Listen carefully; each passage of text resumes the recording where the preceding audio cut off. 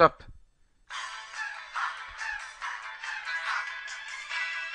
Welcome les amis. Et oui, vous l'avez entendu, on va parler de... Ouh Ha Ouh Ha Ouh Ha Nation.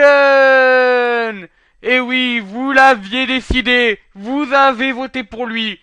On va parler aujourd'hui de celui qui est suivi par Triple H et compagnie. Ouh Ha Nation. Et donc avant de commencer, j'aimerais préciser donc que One Nation, et je vais le surnommer donc durant cette émission, le multitome ou le multimen, parce que je trouve que tout ce qu'il fait, c'est dans tout ce qu'il fait, il est capable de se diviser, de faire plusieurs choses. Vous allez comprendre bien sûr donc dans la vidéo. Et donc commençons déjà par son parcours. Et justement, comme tout multimen, il est multi-fédération. Il en a vu beaucoup des fédérations de catch. Plein de fédérations de catch indépendantes peu connues, mais aussi des fédérations indépendantes reconnues. Déjà, la Combat Zone Wrestling, qui est là où il a passé la plupart de son temps. Bien sûr, donc la CZW, cette fédération ultra violente qu'on connaît, donc qu'on peut retrouver bien sûr dans les Indie Tours, qu'on connaît un peu dans le catch hardcore. Donc voilà, ça prouve quand même qu'il a un panel un peu de catch hardcore, sinon il serait jamais passé par là. Ensuite, bien sûr, la Evolve, c'est là où on peut le retrouver actuellement, donc la fédération qui dépend de la Dragon Gate USA. Donc où bon, on le voit faire quelques très beaux matchs contre Drew Galloway ou Ricochet notamment. Ensuite, ben, on parle de Dragon Gate. Il est aussi à la Dragon Gate Japan. Enfin, du moins, il était. Maintenant, on le voit beaucoup moins. Mais avant, voilà, il faisait des apparitions au Japon. En parlant de Japon, il est déjà apparu à la New Japan Pro Wrestling, à la Noah. Donc, la Pro Wrestling Noah, bien sûr. Et je crois qu'il a fait une petite apparition à la All Japan Pro Wrestling. Voilà, ben, bien sûr, il y a aussi la Pro Wrestling Guerrilla. Donc, comme on peut le voir assez souvent, quasiment à tous les shows même, de cette fédération Gori.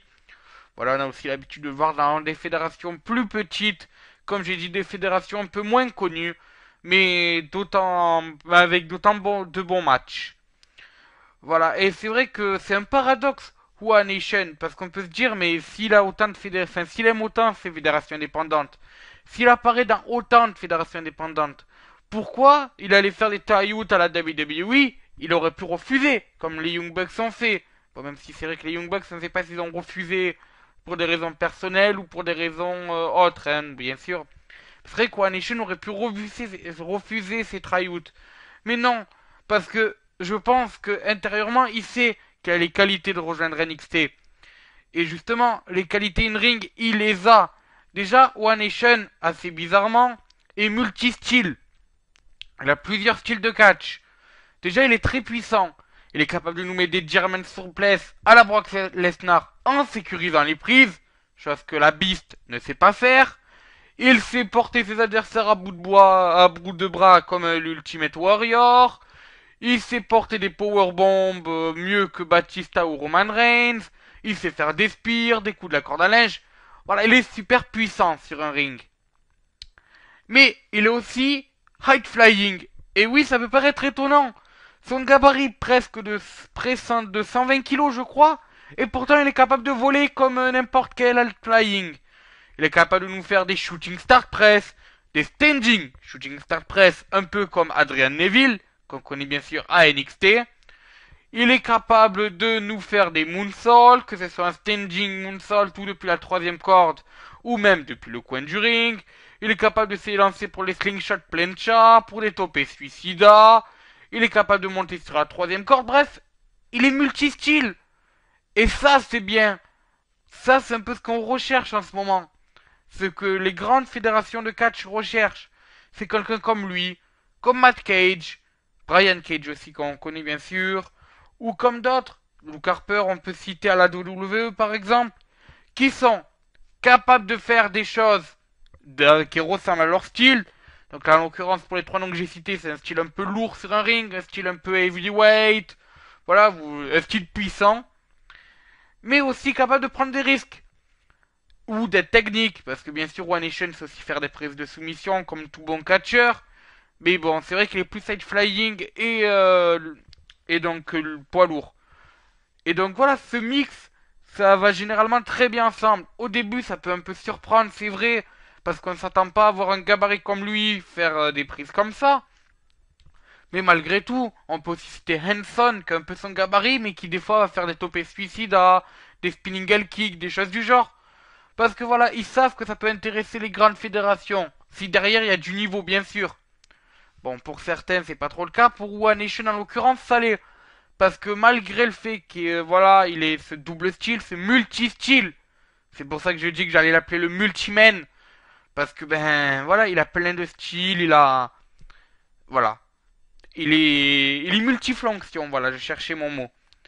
Mais en plus d'être multifonction, en plus d'avoir un multi-style, en plus d'aller visiter beaucoup de fédérations, donc forcément d'avoir appris beaucoup dans le catch. Parce que, donc je l'ai dit tout à l'heure, il est passé au Japon, il est passé aux États-Unis, il est passé dans des fédérations hardcore. Ça lui a fait avoir un panel de prises. Donc là, bien sûr, j'ai pas pu toutes les mettre parce que, malheureusement, étant donné qu'il est sur le circuit indépendant, on voit pas trop de prises de lui. Mais voilà, il fait quand même beaucoup de prises. Et donc, ça permet vraiment de voir une différence entre lui et d'autres catcheurs et donc de le repérer facilement. Et donc voilà, ça permet d'avoir un coffre, un bagage assez lourd, assez bon pour pouvoir postuler dans de grandes fédérations. Bon, pour l'instant, il n'y a que la WWE, mais si la chaîne un jour s'intéresse à lui, peut-être qu'il ira. La ROH aussi pourrait s'intéresser à lui en voyant ce style. La Lucha Underground, bien sûr. Voilà, ces fédérations-là vont très vite s'intéresser à lui, bien qu'il soit déjà à la Evolve ou quoi. Mais en plus de ça, il a une qualité hors ring. Déjà, il est, on va dire, très populaire chez les fans. Ça, c'est en raison d'une chose, bien sûr. C'est son fameux thème d'entrée. Attention, je vous laisse le profiter encore une fois. Pas grave pour les droits d'auteur. Attention, c'est parti. Hop là.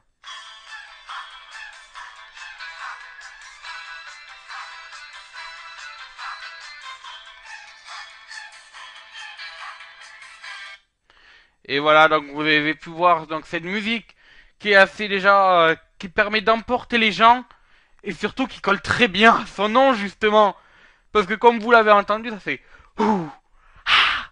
Ben voilà, ça colle très bien à son nom et donc ça permet aux fans de lancer un chant. On se rappelle aux alentours de 2002-2003, Kurt Angle et son fameux You suck, You suck. Et ben là c'est pareil. Sauf que là déjà c'est pas péjoratif. Et puis voilà, ça emporte les gens. Et puis au moins ça te permet que dès qu'on entend cette musique, on sait qui c'est. Ça change parce que bon, faut dire aussi une chose, c'est que sur le circuit indépendant, comparé à la WWE, il n'y a pas de thème d'entrée propre à nous-mêmes.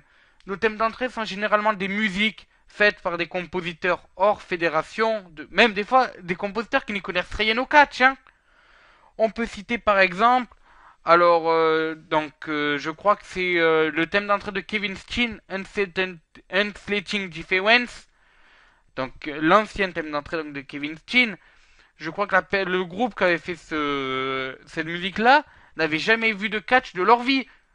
Voilà, ils ont fait leur chanson pour eux, pour leur album. Les rois les ont contactés, ouais, votre chanson colle bien, on peut vous la prendre, oui, et voilà. Bon, ça peut paraître bizarre, mais c'est un peu ça. Et donc, ça permet justement sur le circuit indépendant, il n'y a pas vraiment de manière de reconnaître un catcheur à sa musique d'entrée. Bon, bien sûr, quand tu commences à arriver vers la ROH, forcément, on a des thèmes d'entrée un peu plus propres à nous-mêmes. Parce que, ben voilà, on sait déjà qu'on commence à être un peu plus reconnu sur le circuit indépendant et tout, mais sinon, il n'y a pas vraiment de thème pour nous différencier. Là, lui, One Nation, il a trouvé une musique qui le différenciait de tous les autres catcheurs. Et dès qu'on entend cette musique, forcément, on entend des ouh, ha, dans la salle, c'est obligé, c'est obligatoire. On peut pas passer à autre chose, non, faut qu'il y ait des ouh, ha, dans la salle, c'est obligé. Ensuite, déjà, donc ça entraîne les gens, ça permet de mettre de la bonne ambiance. Quand il est face, alors là, bien sûr, ben, tout le monde le suit. Même quand il est heal d'ailleurs. Faut préciser, hein. Même quand il est heal, tout le monde va le suivre avec cette chanson. Ça entraîne tellement les gens que voilà. Puis surtout, En plus donc d'avoir ce thème d'entrée entraînant, il est capable donc de jouer avec le public, de jouer sur le ring, de jouer un rôle. Chose que certains catcheurs ne savent pas faire. Lui, il est capable de jouer un rôle. Il est capable de rentrer dans son personnage, que ce soit One Nation ou un autre. Il est capable d'affronter un adversaire et de pendant le match faire des spots. Alors bon, vous allez me dire, oui, mais il y en a qui le font. El Generico le faisait, Kevin Steen le faisait. Oui, justement. Mais vous avez vu ce qu'ils sont devenus. El Generico, il est devenu champion NXT. Kevin Owens, ou Kevin Steen, vous avez vu ce qu'il est devenu à NXT. Voilà. Donc lui, je pense qu'avec le bagage déjà qu'il a au niveau du moveset, avec son thème d'entrée entraînant, même si forcément il devra changer d'entrée lorsqu'il va passer à la WWE, on peut citer, parce que bon, il y avait une autre personne qui était dans ce style-là, c'était donc Sami Zayn, qu'on connaissait sous le nom d'El Generico. Lui, il avait un thème d'entrée très propre à lui-même quand il était à l'Airwash. Le fameux olé, olé, olé, olé, olé, olé. Ben, c'est un peu, je pense qu'on peut donc le rapprocher du Dancing Gang, donc qui est la musique de Who Ha Nation. Et donc voilà, cette musique-là a dû être changée lors de son entrée à NXT, a dû être remplacée par donc le thème d'entrée qu'il a maintenant. Alors je me rappelle plus le nom. World Apart, voilà. C'est World Apart, donc le nom du thème d'entrée de Sami Zayn. Alors par contre, je n'ai pas le rythme dans la tête et comme vous avez pu le voir, je pense, lors de mes imitations, je n'ai pas l'oreille musicale. Donc je vais pas faire en sorte qu'il pleuve, hein. Il fait déjà un assez mauvais temps dans le sud de la France. Donc on va rester comme ça. D'accord? Voilà, donc ce thème d'entrée a été changé. Pourtant, les fans continuent toujours à scander ces olé, olé, olé, olé lors de l'entrée de Sami Zayn. Et je pense que si un jour One Nation se rapproche des NXT, ça fera pareil. Il y aura toujours les ouh, ah qui vont être scandés, c'est obligé. Donc voilà, ça va être un moyen de le suivre tout le long de sa carrière, c'est ouh, ah. Parce que de partout il y aura des ouh, ah, il y aura Nation à côté. Déjà rien que parce qu'il y aura One Nation, mais aussi parce que ces gens-là qui font des ouh, ah, c'est la nation. Alors quand je dis la nation, ça peut être paru un peu bizarre pour nous français, parce que c'est pas un pays ou un nation. Non, c'est juste que on a les Américains appellent donc la nation les groupes de supporters d'un sportif. Donc bon, pour ceux qui suivent un peu le sport automobile, on a la Dale Earnhardt Nation, bien sûr. Donc Dale Earnhardt Junior qu'on peut suivre en NASCAR. D'ailleurs, la saison de NASCAR qui va commencer dans 20 jours. Bon, ça n'a pas de rapport avec le catch, bien sûr, hein, mais voilà, petite promo pour cette fédé, enfin pour cette compagnie de sport automobile, bien sûr. Donc revenant à One Nation, il a sa nation derrière lui, il a son groupe de supporters. Et je pense que déjà, ça pourrait faire du business à NXT, si ce dernier y va, parce que forcément, plus de personnes iront regarder NXT pour voir leur catcheur préféré y être. Et surtout, l'ambiance que ça peut apporter dans le main roster si un jour il y passe. Je pense vraiment qu'One Nation tient sa place. Il a toutes les qualités, je l'ai dit, il a un grand bagage in-ring, avec beaucoup de prises, un double style, même un triple style je devrais dire. Il avait un passé dans différentes fédérations et différents pays. Donc voilà, c'est un catcheur mondial, mondialisé, je devrais plutôt dire. Donc d'ailleurs, pour ceux qui vont passer leurs épreuves du bac ou du bac blanc bientôt, hein, bien sûr, vous pouvez essayer de vous servir de One Nation dans Space and Exchange. Bien sûr, hein, les notions qu'il y a au bac, hein, on n'oublie pas. Non, sérieusement, revenons au sérieux. One Nation, c'est un peu un produit mondialisé. C'est ça, c'est-à-dire qu'il s'est exporté aux quatre coins du monde. Et puis maintenant, aux États-Unis, il revient avec son bagage. Et ça permet d'avoir un style in-ring super beau. En plus de ça, il a sa nation derrière lui. En plus de ça, il est capable de jouer un rôle sur le ring. C'est limite le catcheur parfait.